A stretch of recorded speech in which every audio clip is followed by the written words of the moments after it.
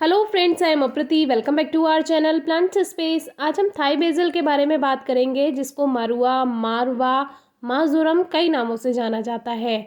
तो जो बेसिल होती हैं वो एक तरह से हर्ब होती हैं, उनका खाने में प्रयोग किया जाता है। और जो तुलसा जी होती हैं उनको भी बेसिल ही कह देते हैं कहीं कहीं पर बहुत से लोग, लेकिन बेसिल और तुलसा जी में काफ़ी डिफरेंस होता है। जो तुलसी जी होती हैं उनका पूजनीय महत्व है, एक धार्मिक महत्व है, पूजा की जाती है। और जो ये बेसिल होती है ये हर्ब होती है, तो इसका खाने में ज़्यादा प्रयोग किया जाता है।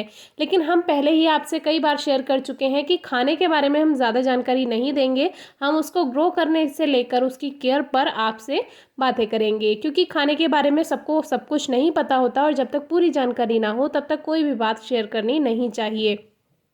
तो ग्रो करना और केयर को लेकर आज हम आपसे बात करेंगे। तो इस पे ये पर्पल कलर की फ्लावरिंग होती है। अगर आपको बेसिल प्लांट को घना रखना है तो इनकी ये जो मंजरी होती हैं, जो सीड पॉड होते हैं, इनको कट कर देना चाहिए।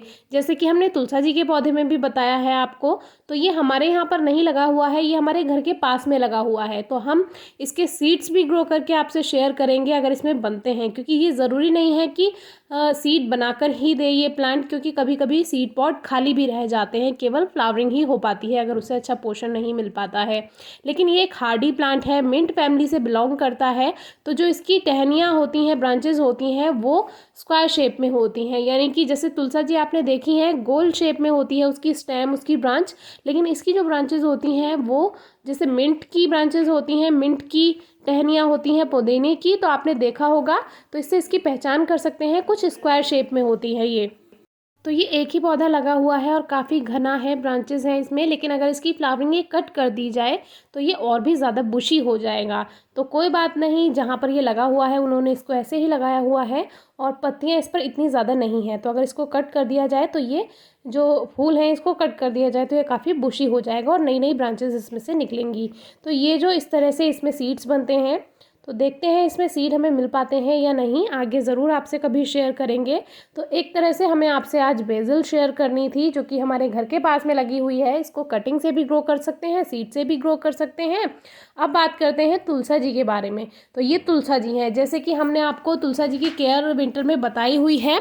तो हमारी बहुत सी तुलसा जी सही हैं, लेकिन ये जो दो प्लांट थे ये खुले में रखे हुए रह गए थे, तो ये थोड़ा सा झुलस से गए हैं। लेकिन इनको कैसे पता करें कि ये मर गए हैं या बचे हुए हैं? तो इनको हल्का सा जो सॉइल, जो इसका जो स्टेम है, इसको हल्का सा स्क्रैच कीजिए। देखिए ग्रीन है, इसका मतलब हमारा प्लांट बिल्कुल ठीक है, बस पाले की वजह से इसकी जो पत्तियां हैं वही झुलसी हैं।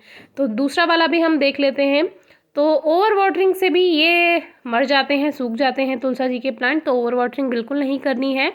तो जैसे कि आप में से हमारे कई व्यूअर्स हैं जिनके कमेंट्स आते हैं कि हमारी तुलसा जी झुलस गई हैं, तो इस समय आपको करना क्या है, ये काम आप फरवरी से कर सकते हैं। तो अगर आपकी तुलसा जी ग्रीन है, जैसे कि स्टेम में हमने दिखाया, तो इसको हल्का हल्का सा प्रून कर देना है, सूखी हुई ब्रांचेस हटा देनी है। तो इसमें न्यू ग्रोथ स्प्रिंग सीजन के बाद से अपने आप शुरू हो जाती है। तो आपका प्लांट फिर से हरा भरा हो जाएगा।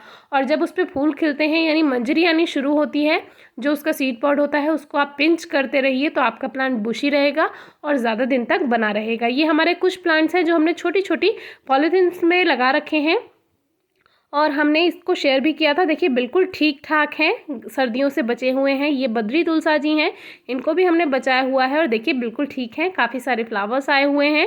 क्योंकि बद्री तुलसा जी पर हम वीडियो शेयर कर चुके हैं, इसलिए ज़्यादा जानकारी इसमें नहीं आपसे शेयर करेंगे। इनके जो सीड्स हैं इनको भी इस तरह से बिखेर देते हैं। इस पर हमने मंजरी आने दी थी, क्योंकि सीड्स की भी ज़रूरत होती है, तभी तो नए पौधे बन पाएंगे। तो अगर आपके पास भी सीड्स हैं या मंजरी आ रही हैं आपके पौधों पर, तो उनको बिखेर दीजिए। मार्च से इसके नए नए पौधे बनना अपने आप से शुरू हो जाएंगे। किसी भी पॉट में आप बिखेर सकते हैं, उसी में ही बन जाएंगे। तो देखिए इस तरह से हमने इन पौधों पर मंजरी आने दी है, सीड बनने दिए हैं।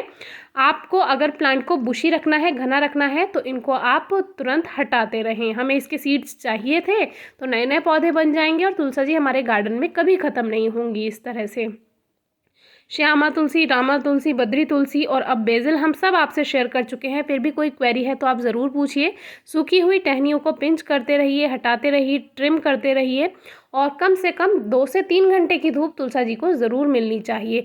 दोपहर की तेज़ धूप से बचाइएगा, अब गर्मियाँ शुरू हो रही हैं, और हल्की नमी बनाकर रखिएगा। ओवर वाटरिंग नहीं करनी है, क्योंकि तुलसा जी ओवर वाटरिंग से बहुत जल्दी गल जाती हैं, चाहे बेसिल हो चाहे तुलसा जी हो, इस तरह से आप ध्यान रखिए। फर्टिलाइज़र के लिए आप केवल गोबर की खाद यानी काव डंग या वर्मी कंपोस्ट का ही प्रयोग करेंगे तो ही आपको काफ़ी अच्छा रिजल्ट मिल जाएगा। कोई इसमें अभी बीमारियां भी नहीं लगती हैं। तो कभी कभी क्या होता है, पत्तियों पर इंसेक्ट अटैक हो जाता है या जो स्पाइडर माइट अटैक हो जाता है, उसके लिए आप केवल नीम ऑयल का स्प्रे ही करेंगे। शाम को कीजिए और लगातार 5 दिन कीजिए। जो मिक्सचर हमने बताया हुआ है वीडियो नंबर 223 में, उसका अगर आप प्रयोग करेंगे, आपके बेसिल भी और तुलसा जी भी दोनों ठीक रहेंगे, और ऑर्गेनिक भी है नीम ऑयल, तो कोई नुकसान भी नहीं होगा। हमेशा ऑर्गेनिक पेस्टिसाइड या ऑर्गेनिक फर्टिलाइज़र का ही प्रयोग करें तो ज़्यादा बेटर है। और कोई क्वेरी है तो ज़रूर पूछिए, इसको ग्रो करना आगे हम ज़रूर बताएंगे। तो चैनल पर बने रहिए। वीडियो कैसी लगी है ज़रूर बताइए। Thank you.